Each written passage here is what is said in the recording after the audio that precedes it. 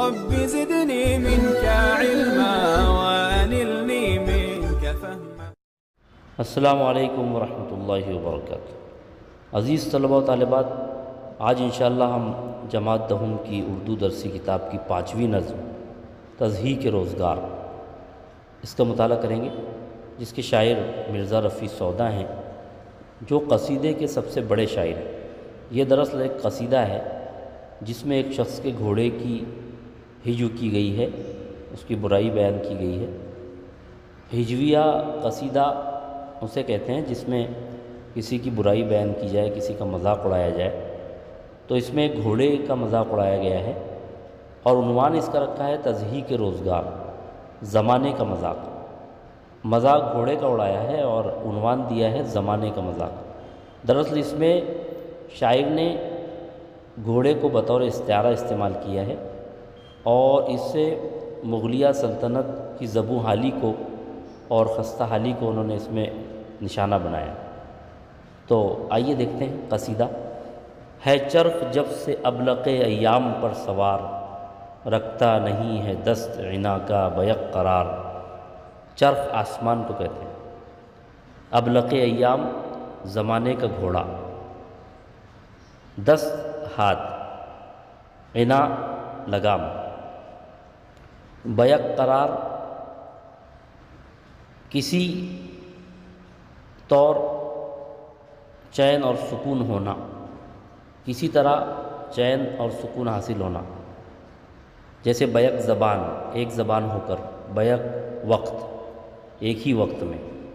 اسی طرح بیک قرار یعنی کسی طرح سکون حاصل ہونا۔ تو شاعر یہاں کہنا چاہتا ہے کہ ہے چرخ جب سے ابلق ایام پر سوار، آسمان جب سے زمانے کے گھوڑے پر سوار ہے، یعنی جب سے یہ کائنات بنی، آسمان جب سے زمانے کے گھوڑے پر سوار ہے، وہ لگام کا ہاتھ کسی طرح چین سے نہیں رکھتا۔ یعنی گھوڑا جب رکا ہوا ہوتا ہے تو اس کی لگام بھی ٹھہر جاتی ہے، جو سوار ہوتا ہے وہ اس کی لگام کو روک لیتا ہے، لیکن جب گھوڑا دوڑ رہا ہوتا ہے تو اس کی لگام بھی حرکت میں ہوتی ہے اور سوار اس کو بار بار حرکت دیتا ہے گھوڑے پر قابو پانے کے لیے۔ تو یہاں کہنا یہ چاہتا ہے شاعر کہ جب سے آسمان دنوں کے گھوڑے پر یعنی زمانے کے گھوڑے پر سوار ہوا ہے، تب سے وہ اپنی لگام کے ہاتھ کو چین سے نہیں رکھتا۔ مطلب یہ کہ وہ کبھی رکا نہیں، کبھی رکتا نہیں ہے، مستقل سفر میں ہے، وقت گزرتا چلا جا رہا ہے اور کائنات جب سے بنی ہے تب سے وہ رواں دواں ہے اور کہیں وہ ٹھہری نہیں ہے۔ تو اس طرح سے شاعر نے اس میں وقت کی تیز رفتاری کو بیان کرنے کی کوشش کی ہے چرخ جب سے ابلق ایام پر سوار، رکھتا نہیں ہے دست عنا کا بیک قرار۔ جن کے طویل بیچ کوئی دن کی بات ہے، ہرگز عراقی و عربی کا نہ تھا شمار۔ اب یہاں سے شاعر ان لوگوں کے بارے میں بتا رہا ہے جو پہلے مالدار تھے اور بعد میں ان کی حالت اتنی خستہ ہو گئی کہ وہ اپنے گھوڑے کو صحیح طور پر اس کا خیال بھی نہیں رکھ پا رہے تھے۔ تو ان کا ذکر کرتے ہوئے شاعر کہتا ہے کہ جن کے طویل بیچ، طویل کہتے ہیں اصل میں استبل کو، عراقی یعنی عراق کا گھوڑا اور عربی سے عربی گھوڑا مراد، جن کے طویل بیچ یعنی جن کے استبل میں، جن کے استبل کے اندر، کوئی دن کی بات ہے، کچھ دنوں پہلے کی بات ہے کہ جن کے استبل میں ہرگز عراقی و عربی کا نہ تھا شمار، یعنی عراقی گھوڑا اور عربی گھوڑوں کا شمار نہیں تھا۔ یعنی ان کے پاس اتنے زیادہ گھوڑے تھے، عربی اور عراقی گھوڑے بھی تھے کہ جن کو شمار نہیں کیا جا سکتا تھا، یعنی بے شمار گھوڑے تھے۔ اور عربی گھوڑا بہت مشہور ہوتا ہے، تو عربی اور عراقی کا ذکر اسی لیے کیا کہ یہ مشہور ہوتے ہیں اپنی تیز رفتاری میں۔ تو شاعر یہ کہتا ہے کہ کچھ دن پہلے کی بات ہے کہ ایسے لوگ جن کے استبل میں عراقی اور عربی گھوڑوں کا کوئی شمار نہیں تھا، جو بے شمار گھوڑے رکھتے تھے، ان کا حال یہ ہو گیا کہ اب دیکھتا ہوں میں کہ زمانے کے ہاتھ سے، شاعر کہتا ہے کہ اب میں دیکھ رہا ہوں کہ زمانے کے ہاتھ سے، یعنی زمانے کی گردش کی وجہ سے، زمانے کے اثرات کی وجہ سے موچی سے کفش پا کو گٹھاتے ہیں وہ ادھار۔ موچی چپل جوتے سینے والا، تو کفش پا، کفش ہے لفظ یہ، یعنی پیر کی جوتی یا پیر کا جوتا، تو اپنے پیر کے جوتوں کو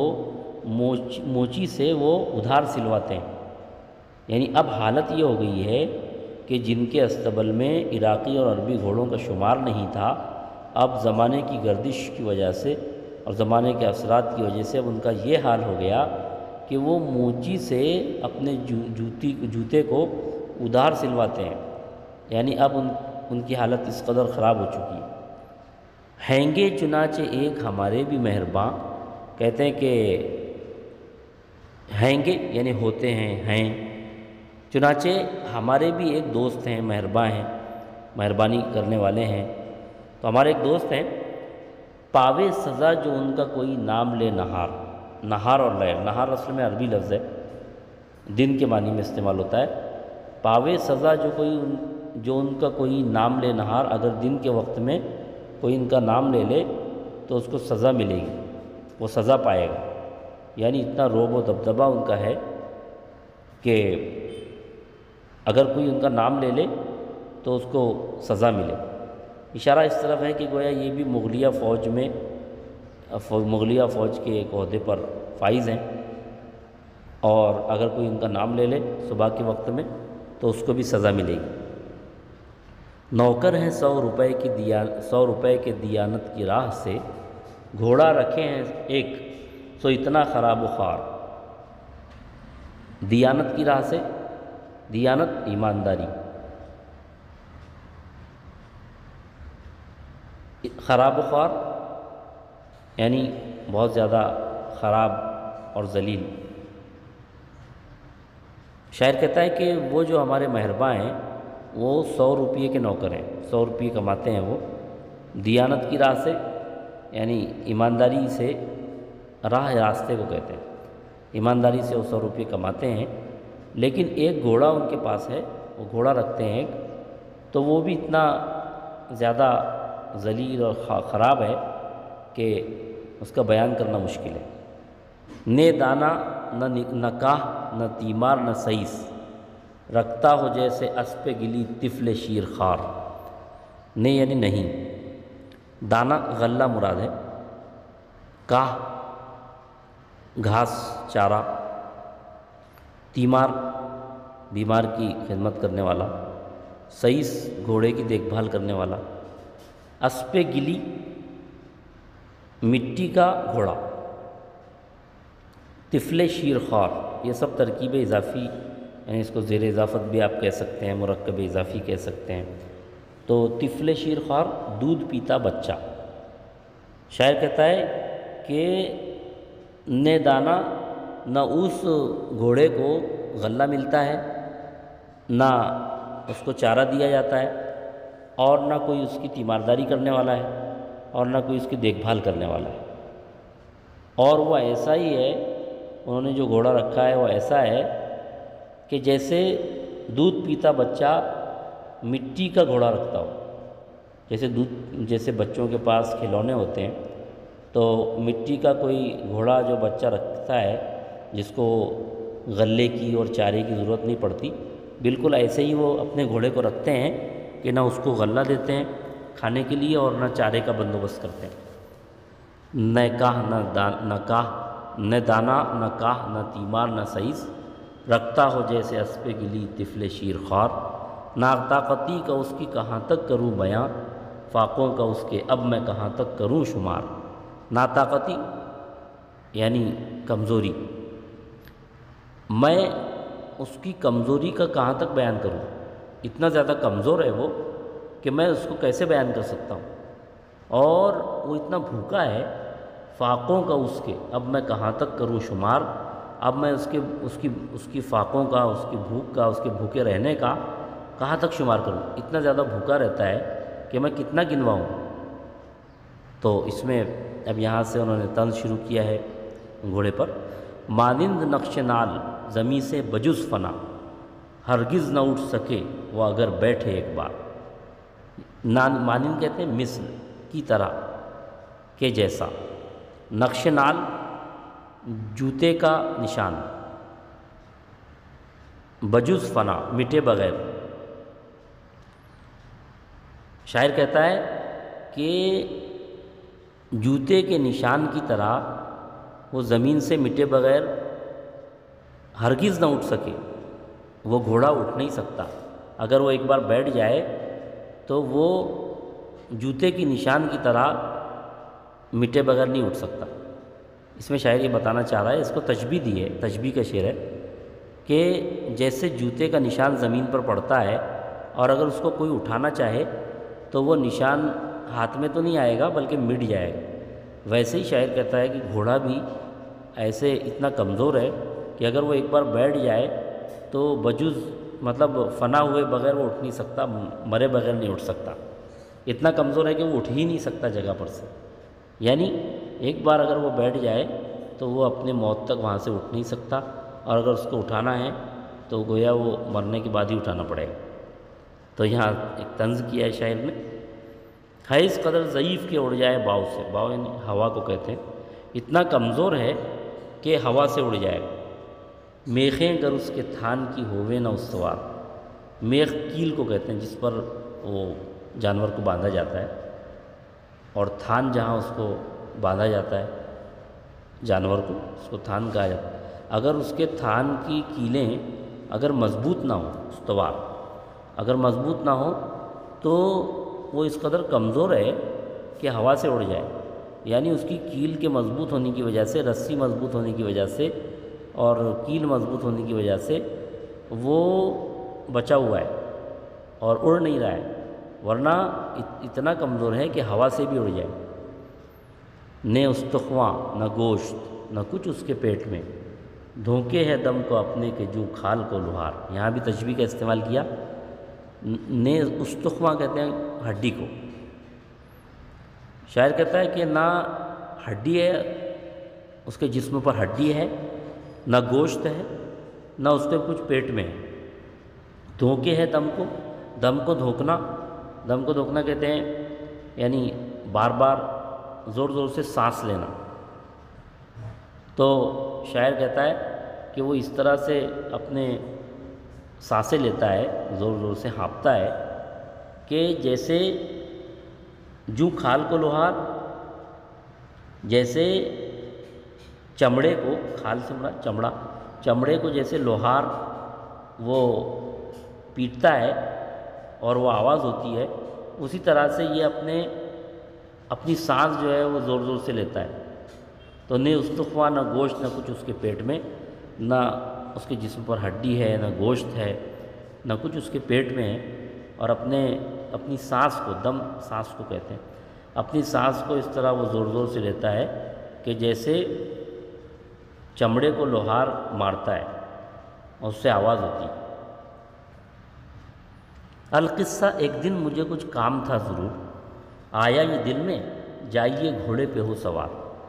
شاعر کہتے ہیں القصہ، مختصر بات یہ ہے کہ ایک دن مجھے ضروری کام آ گیا اور میرے دل میں یہ آیا کہ گھوڑے پر سوار ہو کر جانا چاہیے۔ رہتے تھے گھر کے پاس قزارہ و آشنا، مشہور تھا جنوں کنے و اسب نابکار۔ قزارہ کہتے ہیں اتفاقاً، آشنا یعنی جان پہچان والا، دوست مراد ہیں یہاں پر۔ جنوں کنے جن کے پاس، اسب نابکار نالائق گھوڑا۔ تو رہتے تھے گھر کے پاس، اتفاق سے ہمارے وہ جو دوست ہیں، شاعر کہتا ہے وہ ہمارے گھر ہی کے پاس رہتے تھے۔ مشہور تھا جنوں کنے، جن کے پاس وہ نالائق گھوڑا مشہور تھا، جن کا وہ نالائق گھوڑا مشہور تھا، وہ ہمارے گھر سے قریب ہی رہتے تھے۔ یعنی شاعر یہ بتانا چاہ رہا ہے کہ جس کی انہوں نے ابھی تعریف کی، یعنی گویا مذمت بیان کی، وہ گھوڑے والے ان کے جو دوست تھے وہ قریب ہی رہتے تھے۔ خدمت میں ان کی میں نے کیا جا کے التماس۔ شاعر کہتے ہیں میں ان کی خدمت میں پہنچا اور میں نے ان سے درخواست کی کہ گھوڑا مجھے سواری کو اپنا دو مستعار، مستعار کہتے ہیں ادھار۔ شاعر کہتا ہے کہ میں نے ان سے کہا کہ اپنا گھوڑا ذرا مجھ کو ادھار دینا، مجھے کچھ کام ہے۔ تب فرمایا، تب انہوں نے کیا ہے مہربان من، تو انہوں نے کہا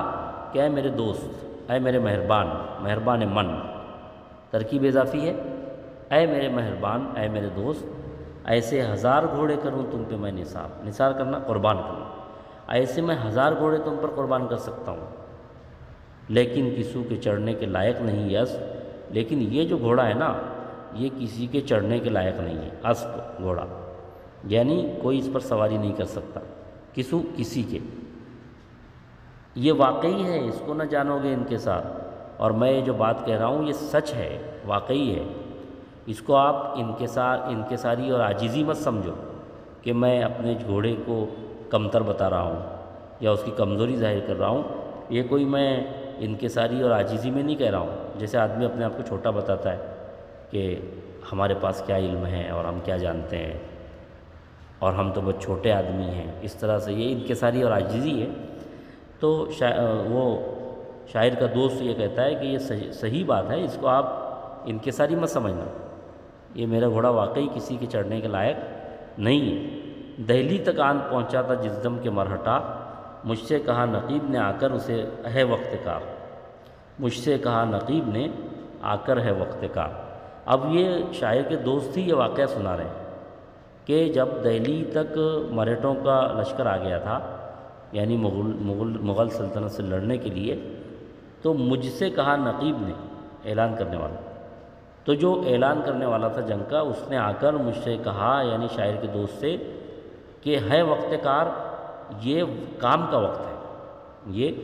کام کا وقت کار، یہ بھی زیر اضافت کی ترکیب ہے، کام کا وقت۔